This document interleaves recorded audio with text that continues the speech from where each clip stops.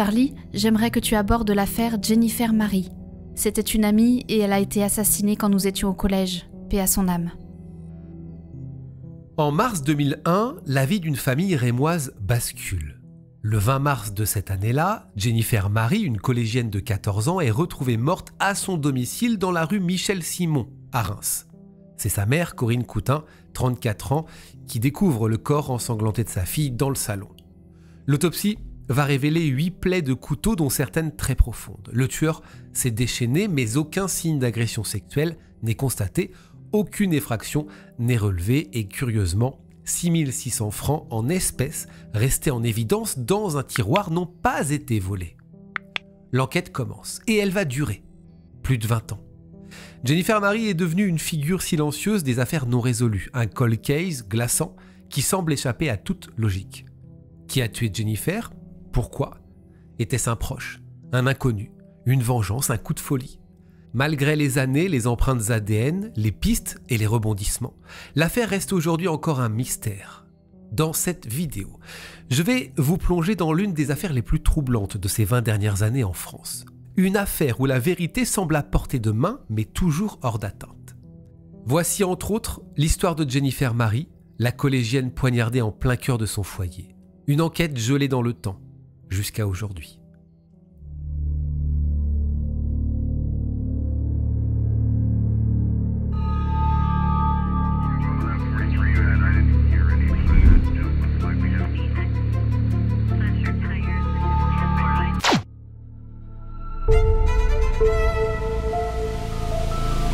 Bonjour à tous, j'espère que tout va bien, je suis ravi de vous retrouver. Bienvenue en plein cœur de l'été dans une toute nouvelle vidéo.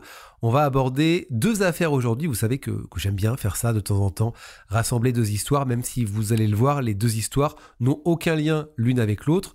La seule coïncidence qu'on pourrait trouver, le seul lien qu'on pourrait mettre en avant, c'est l'année à laquelle ces histoires se sont déroulées, l'année 2001. Mis à part ça, il n'y a pas de lien entre ces 2 histoires, c'est important de le préciser. La première, c'est un cold case, qui a plus de 20 ans, la mystérieuse affaire, le mystérieux meurtre de Jennifer Marie, cette collégienne de 14 ans qui a été retrouvée morte chez elle. On en parle dans quelques secondes. Et juste après, on s'intéressera à la mystérieuse disparition des frères Da Silva. Là aussi, il y a un gros mystère derrière cette disparition, cette double disparition. C'est parti.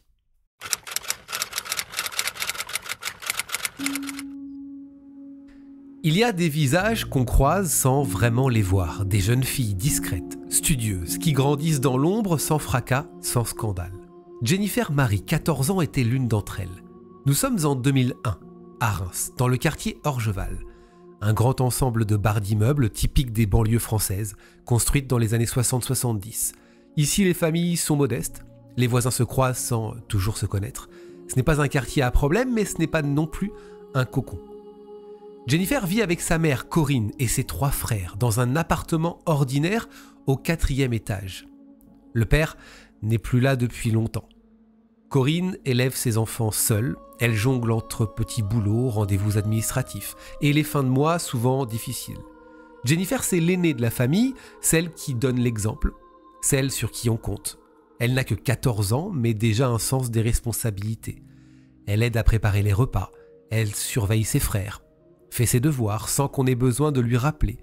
Une adolescente sérieuse, presque trop pour son âge. Au collège François Legros, où elle est scolarisée en classe de 5e, elle est connue pour sa discrétion.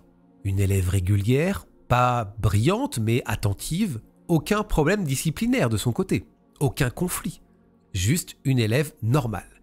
Les témoignages recueillis à l'époque dressent tous le même portrait. C'est une fille calme, sans histoire, plutôt réservée, mais appréciée de ses camarades.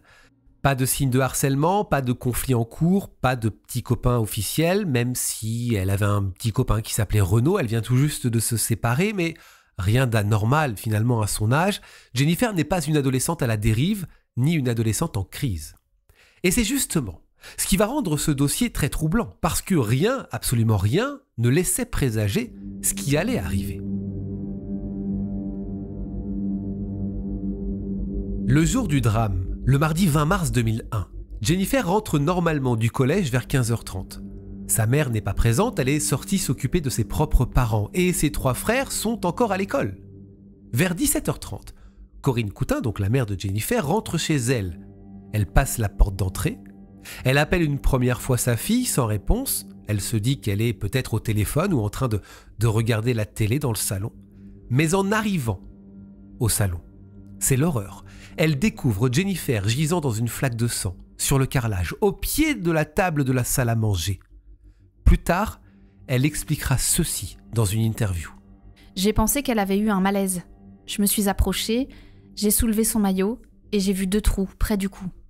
Les secours arrivent rapidement sur place, mais l'adolescente est déjà décédée sur place, atteinte de 8 coups de couteau. Le médecin légiste va dresser un constat glaçant. La jeune fille a donc reçu 8 coups de couteau au dos, à la cuisse, au bras et à l'abdomen. L'un des coups lui a transpercé le cœur. L'acharnement du tueur est manifeste. On voulait absolument la tuer, c'est ce que dira un enquêteur. Ce qui renforce l'idée d'un geste volontairement meurtrier. Les policiers de la PJ de Reims multiplient les constatations. Aucun signe d'effraction, donc, n'est constaté. Seule la chambre à coucher de la mère a été fouillée. Dans l'armoire, les enquêteurs vont trouver un long couteau de cuisine dentelé, couvert de sang sur la lame. C'est l'arme du crime. C'est le couteau qui a servi à tuer Jennifer. Sur le manche, en revanche, les seules empreintes relevées sont celles de la mère de Jennifer, sont celles de Corinne. L'état de la maison, l'argent laissé en évidence et la découverte du couteau dans l'armoire maternelle renforcent l'hypothèse d'un crime commis par quelqu'un du cercle proche de la famille.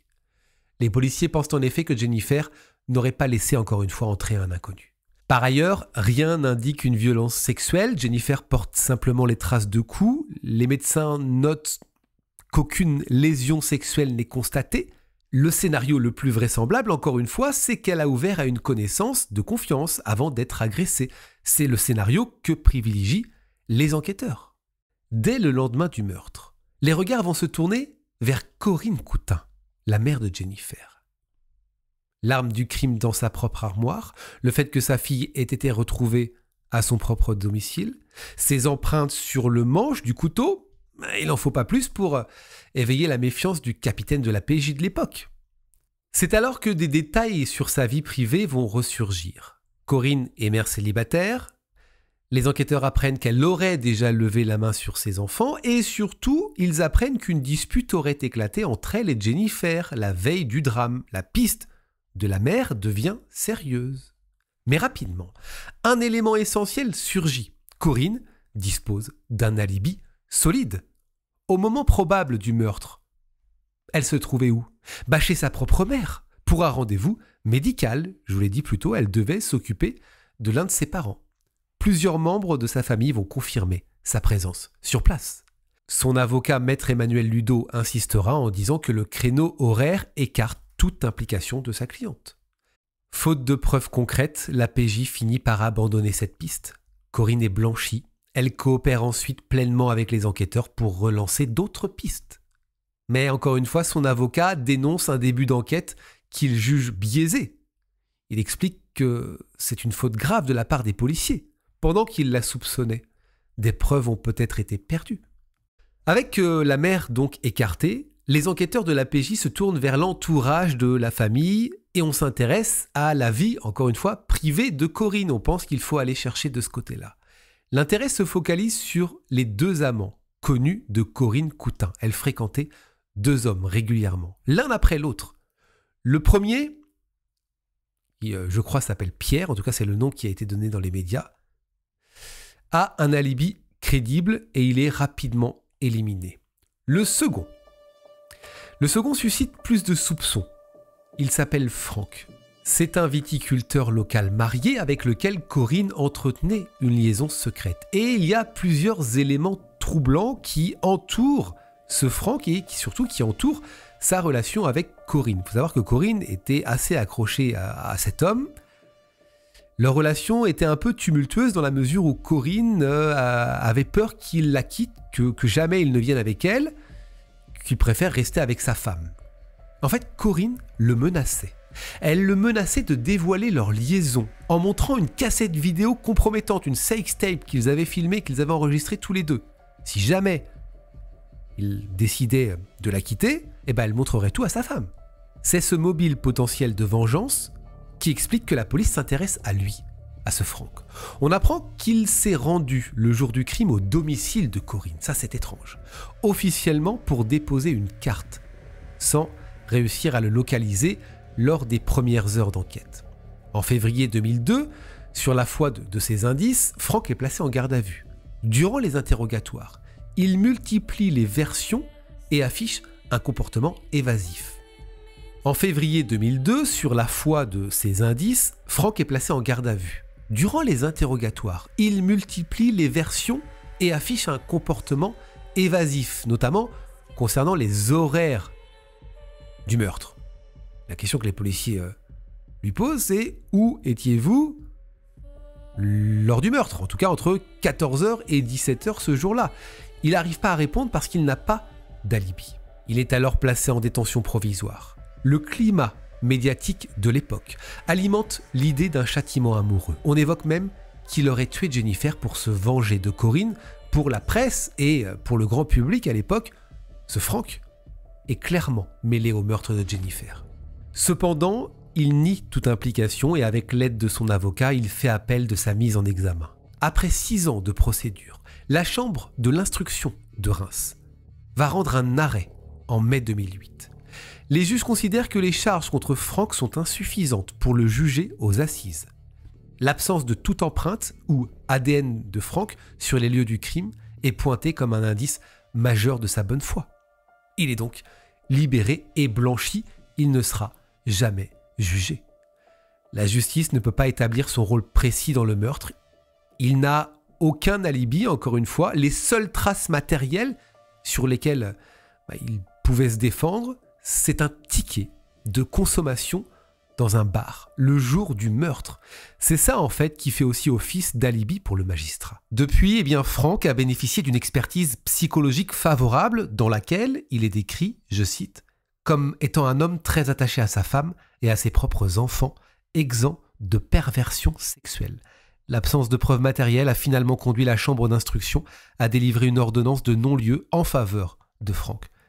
Cette décision, vous l'imaginez, a été très mal accueillie par la famille de Jennifer et plus particulièrement par sa mère qui a déclaré ceci au journal L'Union.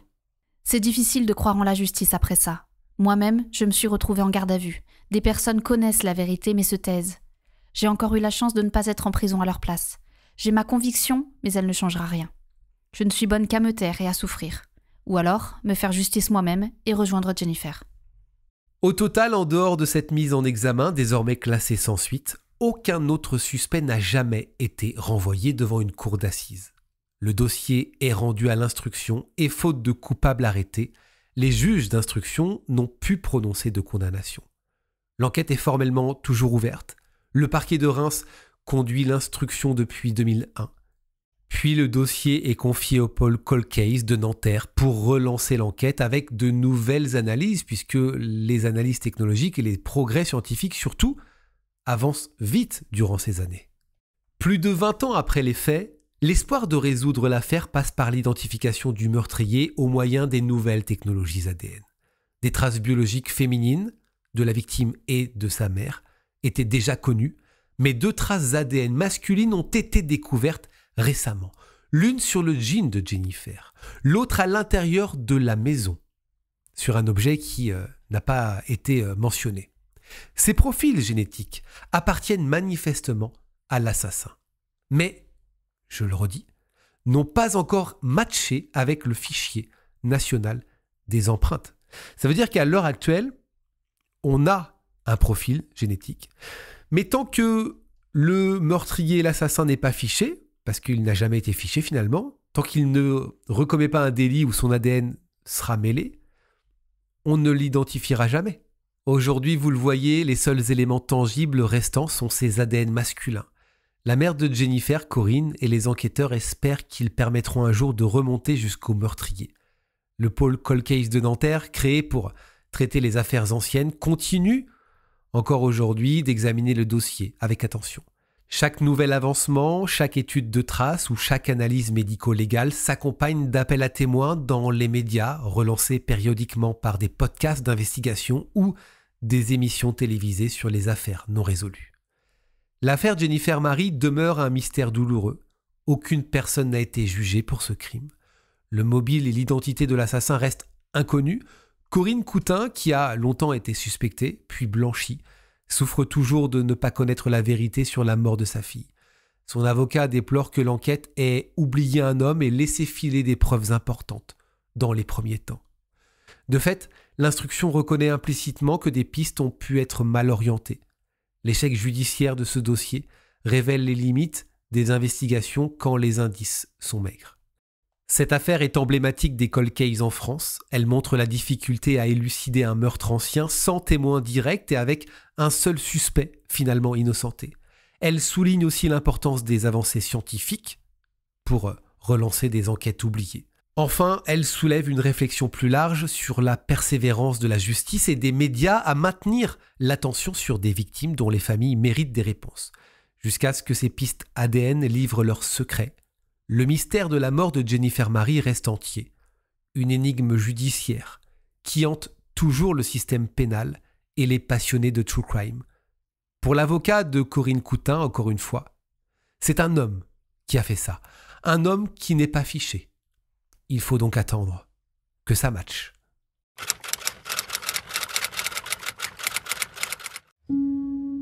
Cette histoire commence à Saint-Léger-en-Yvelines, une commune de moins de 2000 habitants, nichée au cœur de la forêt de Rambouillet. Une petite ville tranquille, loin de l'agitation parisienne, mais à seulement 1 heure de route de la capitale. C'est ici que vivent José et Guilherme da Silva. Les 2 frères sont originaires du nord du Portugal, du village de Guilofré, une région rurale où de nombreuses familles ont quitté la terre natale dans les années 80 pour trouver du travail à l'étranger. La France, et plus particulièrement l'Île-de-France, attire à cette époque une importante communauté portugaise, notamment dans les métiers du bâtiment. José, l'aîné des 2 frères, est né en 1957. Guilherme, son cadet, est né en 1959. Arrivés en France depuis de nombreuses années, ils ont obtenu la nationalité française. Ils vivent ensemble, travaillent ensemble et forment un duo inséparable.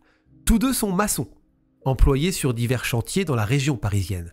Des travailleurs discrets, rigoureux, appréciés de leurs voisins comme de leurs collègues. Leur quotidien est simple, ils partent tôt, ils reviennent tard, ils passent leur week-end en famille ou entre amis. José est marié, il est père de 3 enfants. Guilherme, lui, a une fille prénommée Léonore. Leur intégration semble complète. Aucun antécédent judiciaire, aucun conflit connu. Les frères da Silva sont des visages familiers dans le village et appréciés.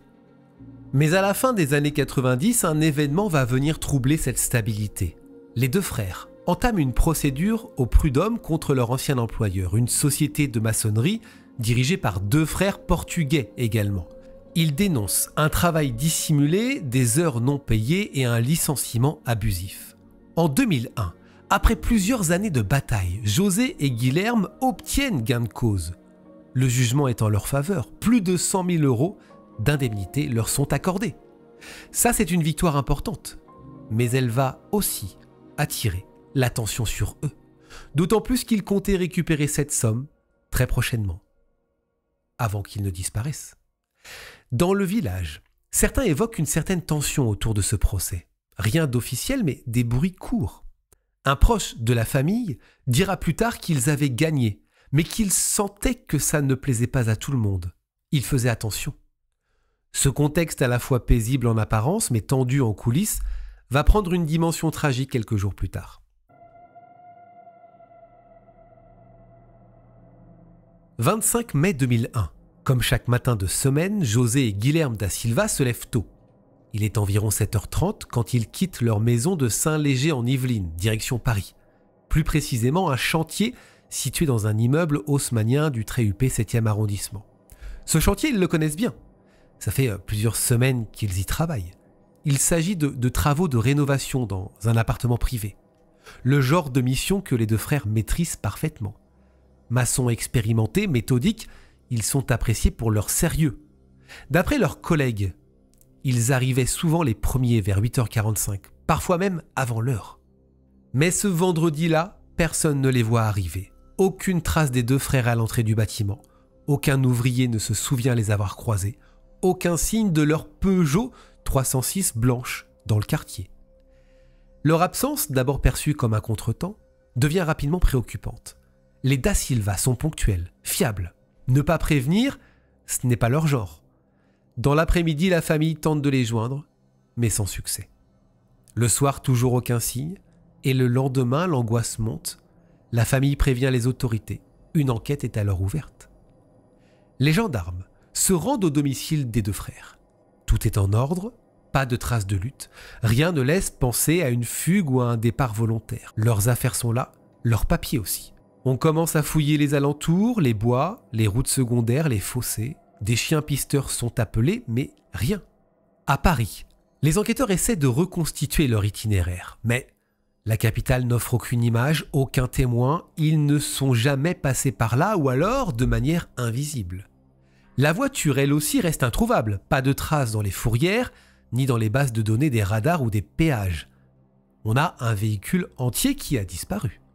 Un collègue de chantier, encore marqué par cette histoire, dira plus tard: José arrivait souvent avec un thermos de café, toujours le sourire. Ce jour-là, c'était vide, comme s'il n'avait jamais existé. Les proches placardent des affiches, contactent les radios portugaises, alertent la communauté. Les Da Silva deviennent un mystère, une disparition sans alerte, sans bruit, sans témoin, sans image. Et dans les jours qui suivent, une question devient obsédante. Que s'est-il passé entre leur maison et ce chantier parisien qu'ils n'atteindront jamais? Malgré la mobilisation de la famille, des proches et des gendarmes, l'enquête sur la disparition de José et Guilherme Da Silva piétine dès ses débuts. Faute d'indices matériels, les autorités naviguent à vue. L'enquête se heurte rapidement à un vrai mur parce qu'on n'a pas de corps, pas de véhicule, pas de témoins et surtout, aucune scène de crime. Les gendarmes se tournent alors vers la piste la plus évidente, le litige professionnel. José et Guilherme, je le rappelle, venaient tout juste de remporter leur procès au prud'homme contre leur ancien patron, plus de 100 000 € d'indemnité qui leur avaient été accordés. Un ancien employeur portugais avec lequel les relations étaient devenues glaciales. Selon Le Parisien, ce dernier et son entourage auraient été entendus, mais aucun élément ne permet de les mettre en cause formellement. Il n'existe aucune preuve tangible d'une implication directe ou indirecte. Mais les proches des deux frères restent convaincus que cette piste n'a jamais été explorée aussi profondément qu'elle l'aurait dû. Un maigre espoir va surgir en 2003, une Peugeot 306 blanche est retrouvée incendiée dans un bois, on pense immédiatement à celle des frères Da Silva. Mais, très vite, les analyses confirment qu'il ne s'agit pas du bon véhicule, une fausse alerte. Pendant ce temps-là, la famille continue de se battre.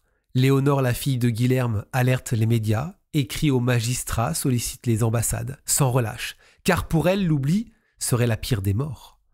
En 2011, faute de nouvelles pistes, le parquet classe l'affaire. Mais 8 ans plus tard, en 2019, l'espoir renaît. Parce que le dossier est confié au tout nouveau pôle Cold Case de Nanterre, un peu comme l'affaire Jennifer Marie, cette unité spécialisée dans les affaires non résolues. Ce transfert est perçu comme une victoire par la famille. Le dossier est alors repris de zéro, à la lumière des nouvelles techniques d'enquête. Audition, analyse, recoupement, tout est relancé. Et pourtant, plus de 20 ans après la disparition des deux frères, aucune avancée décisive n'a été enregistrée. Dans son article de 2022, Le Parisien souligne que le manque de corps et de véhicules est un vrai frein à l'avancée de l'enquête. Sans scène de crime, les enquêteurs sont privés d'éléments cruciaux comme les prélèvements ADN, la balistique ou les indices matériels. C'est une affaire figée dans l'absence, selon un ancien enquêteur cité anonymement dans le journal. La famille Da Silva, installée entre la France et le Portugal, vit toujours dans l'attente. Les proches sont déchirés entre la douleur, l'impuissance et le besoin de réponse. On nous a laissés seuls avec ce silence, expliquera un membre de la famille. Depuis leur disparition, plusieurs hypothèses ont été évoquées.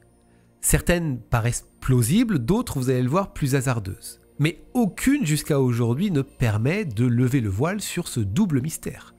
La première piste, celle évoquée dès les premiers jours, reste celle du litige professionnel. José et Guilherme avaient obtenu gain de cause contre leur ancien employeur pour travail dissimulé, une décision de justice lourde de conséquences, puisque plus de 100 000 € devait être versée par cet employeur. En plus de ça, une condamnation morale, c'est clairement une humiliation pour ce chef d'entreprise qui était connu dans la communauté portugaise du bâtiment. La coïncidence temporelle frappe. Les frères disparaissent quelques jours seulement après ce fameux jugement. Pour la famille, ça ne fait aucun doute. Il s'agit d'un mobile solide. Ils étaient tranquilles, sans problème. Ce procès, c'est la seule chose qui a pu déranger quelqu'un. C'est ce que confiera un proche. Les enquêteurs ont interrogé cet ancien patron ainsi que plusieurs membres de son entourage. Et encore une fois, aucune charge n'a pu être retenue. Pas d'alibi invalide, pas de preuves matérielles, rien de concret, mais une impression persistante, celle d'un malaise, d'une tension, qui ne s'est jamais vraiment dissipée. Une autre hypothèse a un temps été envisagée, celle d'une disparition volontaire. Les deux frères auraient pu vouloir repartir au Portugal pour refaire leur vie ailleurs. Mais cette idée est rapidement balayée. Tous leurs papiers sont restés à la maison, et en plus de ça, ils n'ont jamais retiré l'argent du procès qui leur a bel et bien été versé. Et surtout, aucun signe, aucune trace, aucune vie ailleurs n'a jamais été détectée. Pour leurs proches, c'est impensable. José, par exemple, n'aurait jamais quitté ses enfants, pas comme ça. Une rumeur locale évoque aussi un accident. Et si leur voiture avait quitté la route, s'était perdue dans un ravin, dans un coin isolé de la forêt? Là aussi, il y a un problème. Les gendarmes ont multiplié les battues. Aucun cratère, aucun talus, aucun plan d'eau n'a révélé le moindre indice. Et puis, il y a des silences, ce qui dérange. Certaines personnes refusent de parler ou disent ne se souvenir de rien. Pourquoi? Ces personnes ont-elles peur? Sont-elles dans le déni ou ont-elles quelque chose à cacher?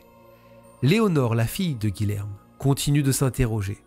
Pourquoi dans un monde saturé de caméras, de téléphones, de témoins, deux hommes peuvent-ils encore disparaître sans laisser la moindre trace? C'est comme si en fait ils avaient été avalés par le vide. Le pôle Cold Case de Nanterre, en charge du dossier depuis 2019, n'a jamais communiqué officiellement sur les pistes suivies. Les magistrats restent prudents, faute d'éléments matériels exploitables. Mais ils poursuivent leurs investigations dans l'ombre. Aujourd'hui, ce qui frappe dans cette affaire, c'est la persistance du néant.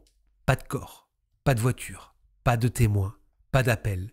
Et pourtant, deux vies brisées, deux familles suspendues à l'absence. Plus de 20 ans ont passé et pourtant l'absence de José et Guilherme da Silva continue de résonner comme une plaie ouverte. Un vide laissé dans leur maison, dans leur famille, dans cette communauté où ils étaient connus et appréciés. Ce que l'on sait aujourd'hui tient en quelques lignes. Le 25 mai 2001, deux frères quittent leur domicile pour se rendre sur un chantier parisien. Ils ne sont jamais arrivés. Leur voiture n'a jamais été retrouvée. Aucun témoin ne les a vus. Aucun appel. Aucun signe. Aucune trace. Ce que l'on ignore en revanche est vertigineux. Qui aurait eu intérêt à les faire disparaître? Pourquoi ce silence total? Cette disparition sans scène, sans témoin, sans corps? Pourquoi aucune piste sérieuse n'a-t-elle permis, en plus de 20 ans, de relancer concrètement l'enquête? Les proches, eux, continuent de vivre avec l'espoir, celui qu'un jour un indice remonte, qu'une conscience parle, que la vérité refasse surface. Dans une interview donnée aux Parisiens, Léonore, la fille de Guilherme, confiait ceci. On ne demande même plus de coupable, on veut juste savoir, même si c'est dur, même si c'est horrible, on veut savoir. Si jamais vous avez entendu, vu ou su quelque chose concernant cette affaire, pourquoi pas? Même après toutes ces années, il n'est jamais trop tard de parler. L'anonymat pourra être garanti. Une seule parole pourrait enfin briser ce silence. José et Guilherme da Silva, disparus le 25 mai 2001, avaient 44 et 42 ans. Voilà, c'est la fin de cette vidéo. Merci beaucoup de l'avoir suivi jusqu'au bout. J'espère que ce format de deux histoires dans la même vidéo ne vous pose pas de problème. Je le fais pas souvent, mais je trouve que des fois, ça permet d'avoir un contenu un peu différent. Dans tous les cas, je vous souhaite de belles vacances d'été. N'hésitez pas à me dire en commentaire ce que vous faites là en ce moment, où vous regardez la vidéo. Je ne sais pas, moi, ça se trouve au travail, si vous n'avez pas la chance d'être en vacances, peut-être chez vous, peut-être au bord d'une piscine pour les plus chanceux. Bref. Prenez soin de vous, on se retrouve bientôt pour une autre vidéo, pour d'autres affaires. Et n'oubliez pas, la vérité n'est jamais très loin. Salut!